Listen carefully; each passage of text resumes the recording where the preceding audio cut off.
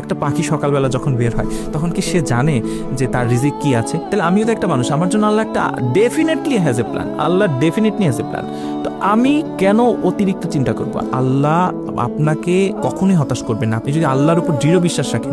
বান্দা যেমন তার সৃষ্টিকর্তার দিকে আশা করে, এবং আপনার কাছে যখনই আসবে, এটা দুনিয়ার একটা পরীক্ষা, এবং আপনি যখন এই যে এফসিপিএসে বারে বারে অনুত্তীর্ণ হওয়া, রেসিডেন্সি না হওয়া, এগুলো নিয়ে কখনোই ওভারথিঙ্ক করবেন না। আপনার কাজ হচ্ছে চেষ্টা করে যাওয়া। এবং আপনি আরেকটা কথা, তার মানে এই না যে আপনি অন্যদের থেকে কখনো পিছিয়ে পড়বেন না। সবার দিনই 24 ঘন্টা, কারো দিন কিন্তু 24 ঘন্টা থেকে বেশি না। আমি বলি যে if you don't do extra you will not get extra.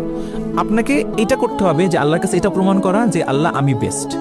আমি অন্যজন 12 ঘন্টা পরিশ্রম করলে আমি 13 ঘন্টা করি।